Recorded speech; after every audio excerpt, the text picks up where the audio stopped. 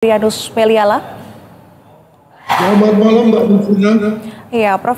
Kasus pembunuhan disertai dengan pemerkosaan dan pencurian menimpa gadis belia di Jombang. Lantas, pelaku ini adalah salah satunya ini adalah kekasihnya sendiri. Bagaimana korban bisa termakan bujuk rayu pelaku yang dikenalnya melalui media sosial ini, Prof. Ya, ini memang juga suatu misteri ya, mengapa ya boleh dibilang anak muda dewasa ini mudah sekali di grooming ya. Dan begitu di grooming lalu kemudian mereka seperti apa, kambing yang dicucuk hidungnya gitu ya, mau mengikut saja kepada kemana arah yang ditunjukkan oleh pihak yang menggrooming.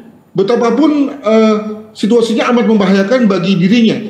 Dibayangkan dia dibawa ke satu rumah bersama dengan 2-3 laki-laki ya, sendirian begitu ya.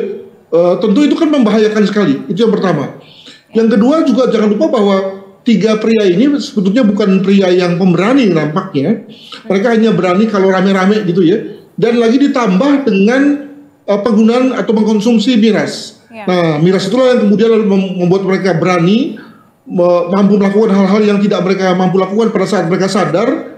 Ya, salah satunya adalah dalam rangka memperkosa dan kemudian menganiaya serta melakukan pembuangan terhadap korban. Demikian. Oke.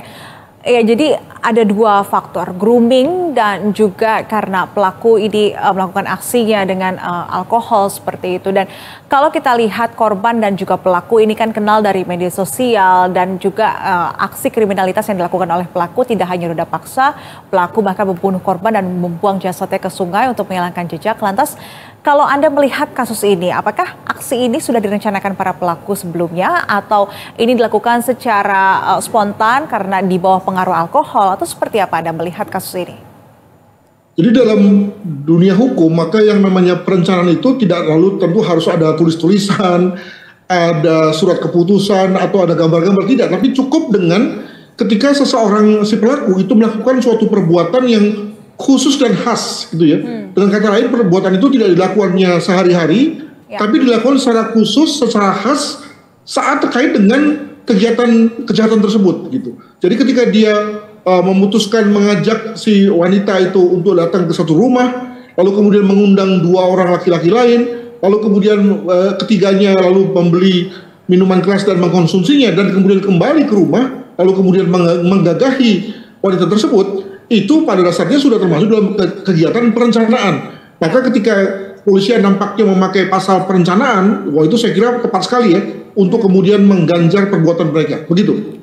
Oke, Prof. Ad, kalau misalkan kita lihat juga bahwasannya kasus ini Anda sampaikan ini adalah kasus yang perencanaan begitu. Artinya pelaku ini sudah menargetkan korbannya begitu. Anda melihat kalau dalam kasus seperti ini sebetulnya bagaimana para pelaku ini bisa memilih korbannya dan juga menargetkan orang untuk dijadikan sebagai korban. Anda melihat bagaimana ini? Ini yang menurut saya jahat ya.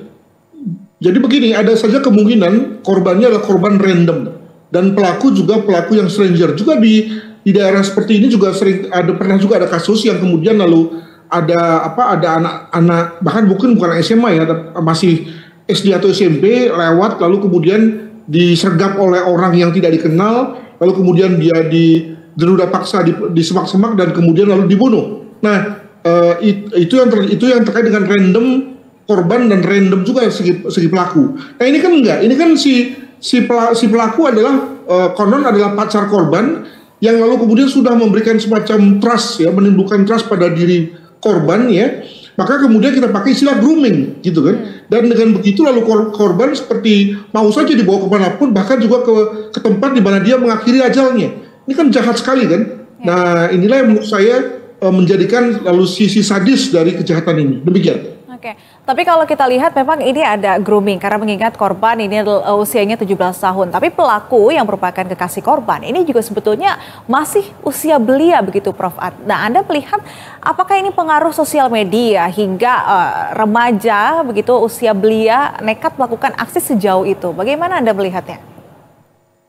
Ada 2 sih. Pertama tentu betul bahwa dia memang terekspos dengan dunia media sosial, bahkan bukan hanya dari segi media sosial, tapi juga aspek negatifnya, yakni misalnya dia mengkonsumsi pornografi, yang memang cukup mudah ya untuk dikonsumsi dari media sosial. Itu yang pertama. Yang kemudian lalu menjadikan dirinya terfantasi dan ingin melakukan perbuatan-perbuatan di mana dia belum cukup umur tuh itu. Yang kedua adalah, dan ini dia nih, karena pergaulan yang salah, dia punya teman-teman yang juga mendorongnya seperti itu untuk kemudian mencoba. Nah, mencobanya kepada siapa? Nah, dia cari orang yang sudah dia kenal, bahkan sudah dianggap sebagai pacarnya, yakni korban. Nah, tetapi juga di pihak lain, karena masih kategori pemain pemula semua nih, maka nampaknya walaupun mereka sudah bersepakat untuk melakukan bersama-sama, namun nggak berani. Makanya lalu dalam hal itu peran alkohol menjadi penting untuk membuat mereka lalu go ya dalam rangka melakukan perbuatan jahatnya, begitu. Baik, artinya pendidikan karakter, pendidikan agama mungkin juga jadi salah satunya untuk bisa membentengi anak-anak muda bangsa ini untuk terhindar dari perilaku-perilaku seperti itu, begitu ya Prof. Ad? Ya bisa juga, namun juga saya menduga bahwa jangan sampai misalnya penjualan alkohol itu terlalu sembarangan, yang kemudian bisa dikonsumsi oleh. Iya, tentu ini kita harapkan bisa menjadi pembelajaran ke depannya. Terima kasih Kriminolog UI Prof. Adrianus Meliala sudah berbagi bersama kami di Berita Satu Malam.